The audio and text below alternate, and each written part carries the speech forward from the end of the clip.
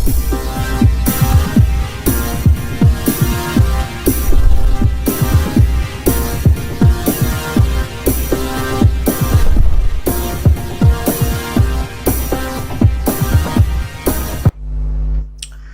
दोस्तों, सक्सेस मंत्र क्लास में आपका फिर से स्वागत है। आज हम आप लोगों के लिए एक नया टॉपिक लेके आए हैं। वो इतिहास का टॉपिक है और टॉपिक का नाम है बौद्ध धर्म। और आज हम इनके बारे में आप लोगों के सामने जानकारी देंगे। और इस वीडियो को देखने से पहले इसको सब्सक्राइब कर लीजिएगा, इस चैनल को, और अधिक से अधिक चैनल को शेयर कीजिएगा। अब देखते हैं बौद्ध धर्म। देखिएगा, आप लोगों को बताया था कि इससे पहले जैन धर्म के बारे में आप लोगों को बताया था और बौद्ध धर्म उसके बाद है। देखिए, जैन धर्म और बौद्ध धर्म दोनों क्या है, एक प्रकार के नास्तिक संप्रदाय है। ये कैसे संप्रदाय है? नास्तिक संप्रदाय क्या कहता है? आपको पहले से भी होता था कि नास्तिक संप्रदाय वह संप्रदाय होता है जो क्या था, वैदिक ग्रंथों पर विश्वास नहीं करते हैं। देखिए, आप लोग मालूम होगा या नहीं भी मालूम हो तो समझ लीजिएगा। देखिएगा, सबसे पहले गौतम बुद्ध ने जो वैदिक धर्म के जो वर्ण व्यवस्था, उस वर्ण व्यवस्था का सबसे पहले विरोध किसने किया था? यानी वर्ण व्यवस्था का सबसे पहले विरोध किसने किया था? गौतम बुद्ध ने किया था। वर्ण व्यवस्था का सबसे पहले विरोध किसने किया था? गौतम बुद्ध ने किया था। इसलिए क्या था, उनको वैदिक धर्म का विरोध करने वाला व्यक्ति माना जाता है। अब देखते हैं गौतम बुद्ध के पहले सामान्य व्यक्तित्व को देखते हैं। देखिए, गौतम बुद्ध का जो बचपन का नाम सिद्धार्थ था। गौतम बुद्ध का बचपन का नाम क्या था? सिद्धार्थ था। अब देखिए, उनका जन्म कहाँ हुआ था? उनका जन्म 563 BC में लुम्बिनी में हुआ था। लुम्बिनी इस समय कहाँ पे है? नेपाल में है। लुम्बिनी इस समय कहाँ पे है? नेपाल में है। ठीक है। और उनका जो मृत्यु हुआ था 483 BC में कुशीनगर में हुआ था। कुशीनगर क्या था? मल्ल गणराज्य का राजधानी था। मल्ल गणराज्य का क्या है? राजधानी कुशीनगर में। और यहीं पे उनका देहांत हुआ था। और उनके देहांत को महापरिनिर्वाण कहा जाता है। उसको देहांत को क्या कहा जाता है? महापरिनिर्वाण कहा जाता है। यानी गौतम बुद्ध के देहांत को क्या कहा जाता है? महापरिनिर्वाण कहा जाता है। और ये कहाँ पे हुआ था? कुशीनगर में हुआ था। कुशीनगर कहाँ है? मल्ल गणराज्य के राजधानी है। इस समय वर्तमान में ये उत्तर प्रदेश में स्थित है। अब देखिए, उनके पिता का नाम क्या था? शुद्धोधन था। और उनके माता का नाम क्या था? महामाया देवी थी। लेकिन इन गौतम बुद्ध के जन्म के तुरंत बाद उनके माता का देहांत हो गए थे। उनका जो लालन पालन किए थे उनके सौतेली माँ या मौसी प्रजापति गौतमी ने किया था। ठीक है, उनका लालन पालन किसने किया था? प्रजापति गौतमी ने किया था। अब देखिएगा, उनका जो पत्नी का नाम था वो था यशोधरा। और उनसे एक पुत्र प्राप्त हुआ था। और पुत्र का नाम क्या है? राहुल। देखा, जब गौतम बुद्ध का जन्म हुआ था तब ऋषि मुनियों ने उनको बताया था कि या तो ये बालक बहुत ही बड़ा शासक बनेगा या तो बहुत बड़ा धार्मिक व्यक्ति बनेगा। इसलिए जो शुद्धोधन है, इनको क्या है, राजमहल में सभी प्रकार के सुख सुविधा यानी विलासिता के वस्तु उनको उपलब्ध करवाए। लेकिन गौतम बुद्ध का मन कभी भी क्या है, सुख सुविधा और विलासिता के मन में लगे नहीं। एक दिन क्या हुआ, गौतम बुद्ध अपने जो सारथी थे जिसका नाम है चन्ना, उनका सारथी का नाम क्या था? चन्ना से बोला कि थोड़ा सा मुझे बाहर की यानी राजमहल के बाहर के वातावरण में मुझे ज्यादा घूमना है और मुझे जरा बाहर घुमा के लाइए। तो जब उनको बाहर घुमाने गए तो गौतम बुद्ध ने इन बाहरी इलाके में 4 वस्तुओं को देख के उनके मन में बहुत बड़ा परिवर्तन हो गया। वो कौन कौन से वस्तु हैं तो ध्यान रखिएगा। वस्तु क्या क्या था? पहला था, उन्होंने देखा कि एक बुजुर्ग व्यक्ति देखा। कैसे व्यक्ति देखा? बूढ़ा व्यक्ति। दूसरा, उन्होंने एक बीमार व्यक्ति को देखा। कैसा बीमार? तीसरा, उन्होंने एक मृत्यु व्यक्ति को देखा। और तीसरा, उन्होंने क्या है, एक सन्यासी को देखा। तभी गौतम बुद्ध या सिद्धार्थ, उस समय उनका नाम क्या था? सिद्धार्थ ने अपने सारथी चन्ना से पूछा कि ये बुरा व्यक्ति ये कैसा, ये झुक के क्यों चल रहा है, इनका क्या प्रॉब्लम है? तभी चन्ना ने इनको बताया था कि हर व्यक्ति को एक दिन इस अवस्था से गुजरना पड़ता है। तब उन्होंने चन्ना से सवाल किया, क्या मुझे भी इस अवस्था से गुजरना पड़ेगा? तो उन्होंने जवाब दिया हाँ। तब उनको मन क्या और ज्यादा विचलित हो गया। फिर एक बीमार व्यक्ति को देखा। बीमार व्यक्ति क्या है, दर्द से करहा रहे थे। जब बीमार व्यक्ति को देखा तो दर्द से करहा रहे थे। बोला कि ये क्या है? तो बोला कि ये भी इंसान, इनको बीमारी हो गया। और बीमारी का कारण क्या होता है, इनके शरीर क्या है, कमजोर हो चुका है और ये करहा रहा है दुख से। तो बोलता कि क्या हर व्यक्ति को दुख होता है? क्या मुझे भी ऐसे बीमारी हो सकता है? तो चन्ना ने कहा कि हाँ, आपको भी ऐसा बीमार हो सकता है, आपको भी ऐसे दुखों से गुजरना पड़ सकता है। तभी उनके मन में एक नया विचार है कि ये इस दुख का अंत कैसे किया जाए, इस दुख का अंत कैसे किया जाए। उसके बाद उन्होंने देखा एक मृत व्यक्ति है, तो मृत व्यक्ति को देख के बोला कि ये क्या है, इसको लेके आदमी क्यों जा रहा है। तो बोला कि हर व्यक्ति को क्या होता है, एक दिन मरना होता है, एक दिन की मृत्यु क्या है, निश्चित होता है, और मृत्यु निश्चित है। तो बोला कि मुझे भी मरना पड़ेगा, और मैं क्या अपने राजमहल, अपने पति पत्नी और माता पिता को छोड़ के चले जाऊंगा क्या। तो बोला कि हाँ। तभी क्या, तो उनको और बुरा लगा कि जब हमें इस संसार से चले ही जाना है, तो इन संसार के सारे मोह माया में पड़ना ही क्या है, इस मोह माया को त्याग कैसे दिया जाए। यानी जितना मोह माया करेंगे उतना ही क्या होगा, हमें दुख प्राप्त होगा। फिर आगे बढ़े तो उनको एक सन्यासी दिखाई दिया, जो एक वृक्ष के नीचे क्या है, ध्यान में लग्न थे, और क्या था, उनके मुख से बहुत ही क्या है, चमक निकल रहा था। तो गौतम बुद्ध ने साथी से पूछा कि भाई, ये व्यक्ति इतना खुश कैसे है, ये पेड़ के नीचे बैठा हुआ है, कम वस्त्र पहने हुए हैं, इनके पास ज्यादा सुख सुविधा भी नहीं है, बगल में छोटे से कुटीरी है, फिर भी ये इतना खुश क्या है। तब चन्ना ने बोला कि ये व्यक्ति ने घर बार छोड़ दिया है और अपने शरीर को या अपने आत्मा को खत्म करके मोक्ष की प्राप्ति करने की बात कर रहे हैं, और इनको मोक्ष प्राप्त हो जाएगा तो जो जन्म मरण की जो चक्र है, उस चक्र से ये मुक्ति चाहता है। क्योंकि जब भी किसी व्यक्ति का या किसी प्राणी का इस धरती पे जन्म होगा तो उनको दुख होगा। तो इस चीज से क्या था, गौतम बुद्ध के जो मन में बहुत ही आघात लगा कि ये जो पूरा संसार है, ये क्या है, नाश्वर है, इस संसार में कुछ नहीं है, तो इस संसार को क्या करना है, त्यागना है। तो महल आया, महल में बहुत दुखी रहने लगा, और दुखी रहने लगा तो एक दिन क्या है, 29 वर्ष के उम्र में गौतम बुद्ध ने अपने सारथी को बुलाया और अपने आसपास जितने भी हीरे जवाहरात और गहने थे वो चन्ना को दे दिया, और 29 वर्ष की अवस्था में ये घर त्याग दिया, यानी गृह त्याग दिया। और इसी को बौद्ध धर्म में महानिष्क्रमण काल कहा जाता है। इसको क्या कहते हैं, महानिष्क्रमण कहा जाता है। नहीं, गौतम बुद्ध के गृह त्याग को क्या कहा था, महानिष्क्रमण कहा जाता है। बहुत इंपॉर्टेंट है, इस महानिष्क्रमण को बहुत बार क्वेश्चन पूछा गया है। अब जब घर से निकले तो क्या है, उन्होंने सबसे पहले एक व्यक्ति को गुरु माना। गुरु किसको माना, अलार कलाम को गुरु माना। अलाम कलाम से शिक्षा लिया, लेकिन क्या, तो उनको संतुष्टि प्राप्त नहीं हुआ। इनसे क्या नहीं हुआ, संतुष्टि प्राप्त नहीं हुआ। फिर आगे बढ़ के रुद्रक रामपुत्र से इनको गुरु माना, इनसे भी ज्ञान लिया, लेकिन फिर भी इनको क्या है, संतुष्टि नहीं हुआ।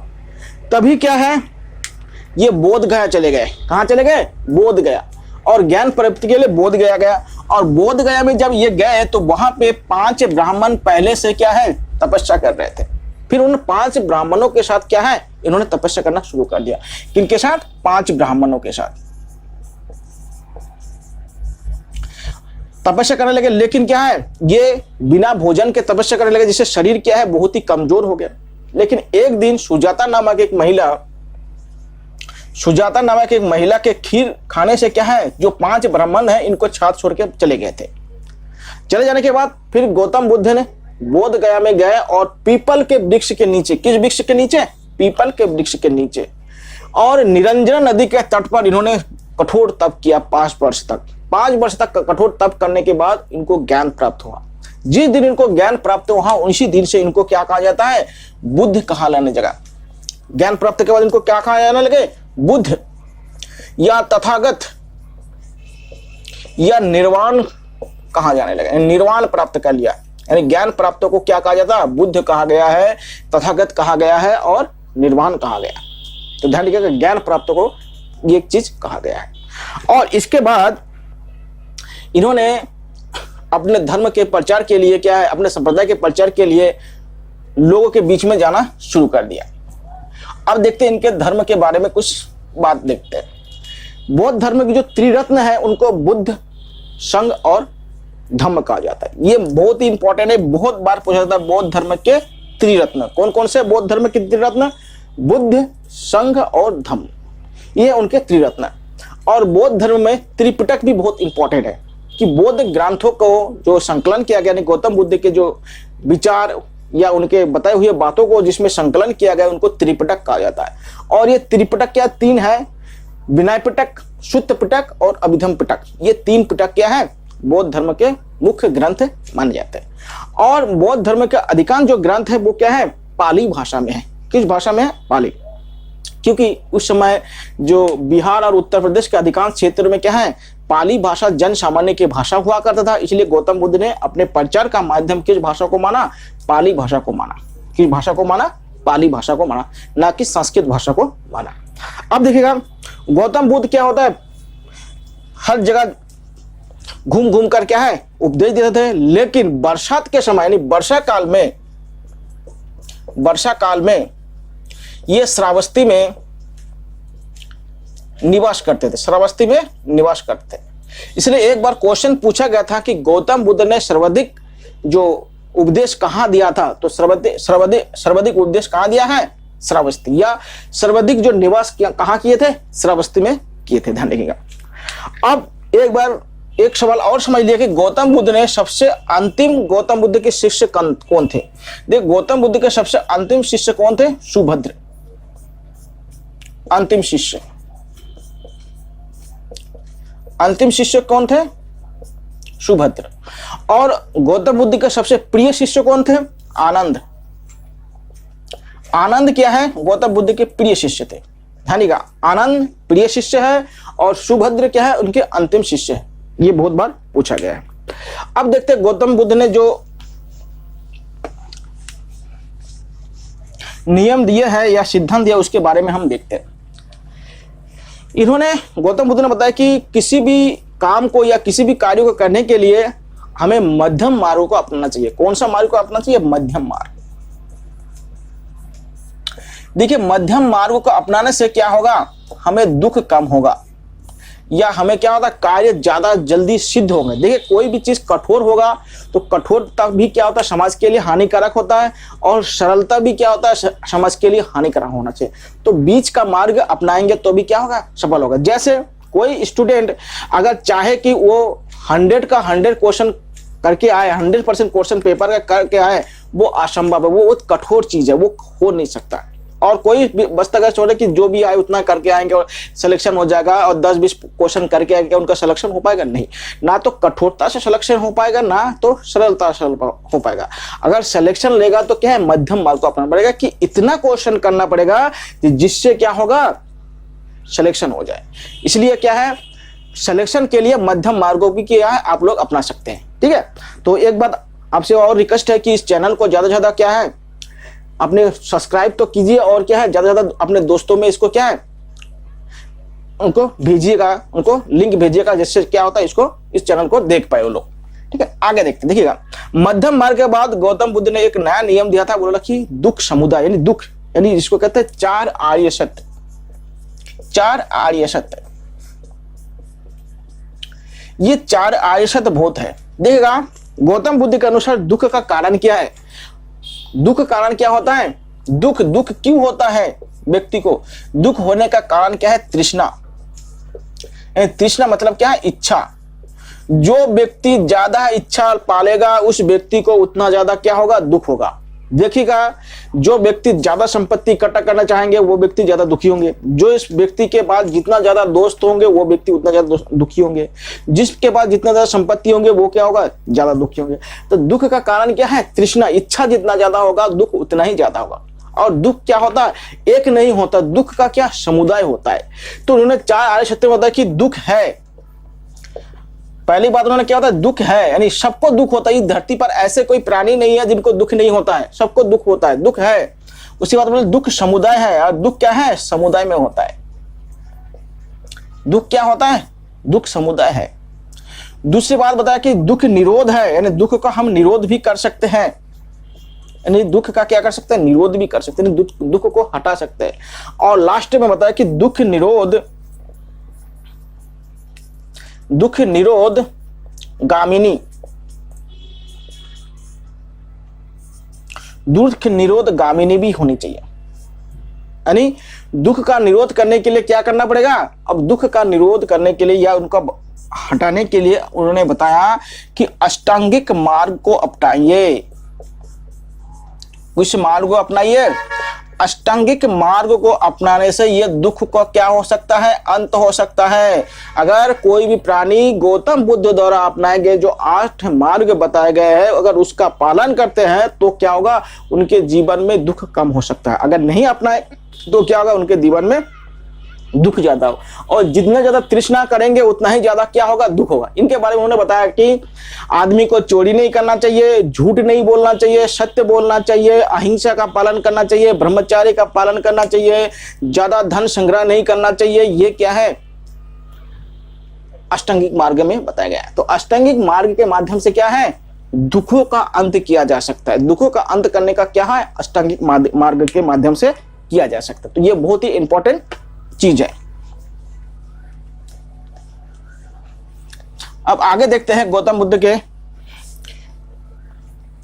देखिए, गौतम बुद्ध ने के मृत्यु के बाद बौद्ध धर्मों में 4 संगीति या 4 सम्मेलन हुआ था। उस सम्मेलन को बहुत इंपॉर्टेंट है, उसके बारे में हम देखते हैं। एक साइड लिखेगा शासक, कौन उस समय शासक थे। एक में लिखेगा स्थान, और एक में लिखेगा अध्यक्ष। ठीक है, जो पहला संगीति हुआ था, पहला संगीति के समय शासक कौन थे, अजात शत्रु। अजात शत्रु क्या पहले समिति के थे। और स्थान कौन था, राजगृह। और अध्यक्ष कौन थे, महाकश्यप। तो यह प्रथम संगीति या सम्मेलन में इसी समय हुआ था। दूसरा सम्मेलन हुआ था कलाशोक के समय।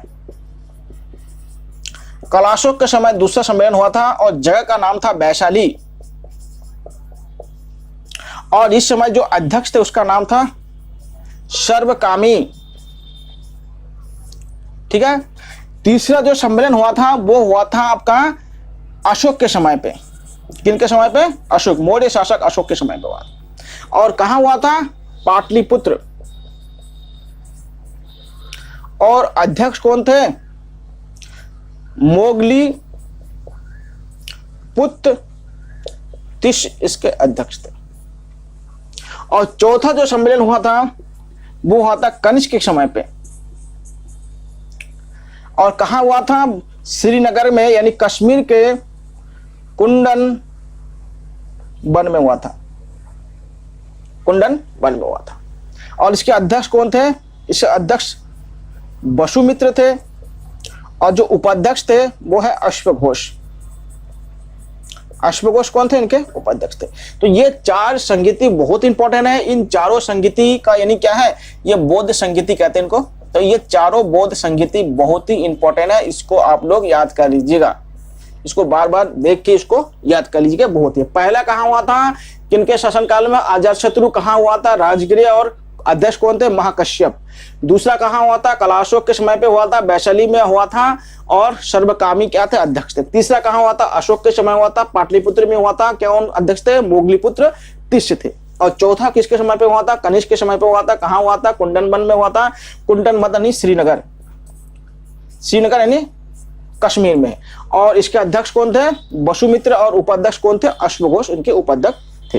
ये बहुत इंपॉर्टेंट चीज है। अब देखते हैं बौद्ध धर्म में जो चौथा सम्मेलन हुआ था। 14 सम्मेलन के बाद बौद्ध धर्म 2 भागों में बांट जाता है। बौद्ध धर्म कितने भागों में बट गया 2 भागों में। एक को कहते हैं महायान और एक को कहते हैं हीनयान। ठीक है, महायान और हीनयान। कितने में, जो चौथा संगीति हुआ था, 4th संगीति हुआ था, इसी में ये बट गए। इसके समय पे हुआ था, कनिष्क के समय पे हुआ था। देखिए, जो महायान संप्रदाय के जो लोग थे, ये भगवान बुद्ध को क्या है, देवता मानते हैं।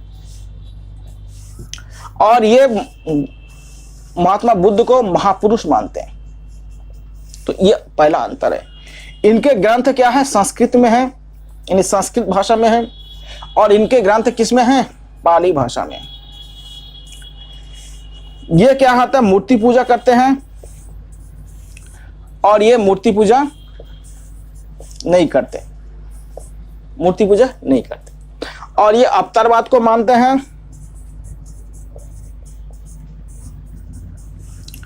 और ये अवतारवाद को नहीं मानते हैं, अवतारवाद को नहीं मानते। तो ये हीनायान और महायान धर्म में मुख्यतः अंतर ही है। और जो नालंदा का जो विश्वविद्यालय है वो क्या है, महायान संप्रदाय से। नालंदा का जो विश्वविद्यालय है वो किस संप्रदाय से है, महायान संप्रदाय से। नालंदा का विश्वविद्यालय किस संप्रदाय से, महायान संप्रदाय से है। अब देखते हैं बौद्ध धर्म में 3 स्थापत्य का बहुत ही इंपॉर्टेंट रोल है।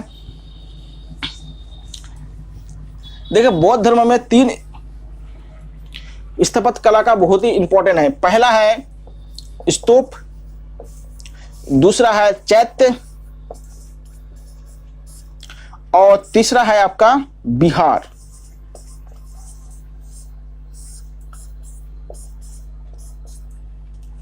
देखिए स्तूप क्या है, देखिए गौतम बुद्ध का जब महापरिनिर्वाण हुआ था या उनका जब देहांत हुआ था तभी क्या हुआ, उनके शरीर को के जो अंग थे उनको 8 भागों में विभाजित करके एक स्थापत्य कला बनाया गया था और उसी को क्या है, स्तूप कहा जाता है। यानी स्तूप क्या है, एक प्रकार के समाधि स्थल है। क्या स्थल है, समाधि स्थल है। जैसे सारनाथ का स्थूल, सारनाथ का स्तूप, सांची का स्तूप बहुत ही प्रसिद्ध है। देखिए सारनाथ का यूपी में है और सांची का जो स्तूप है वो है एमपी में है। ये बहुत बार पूछा जाता है।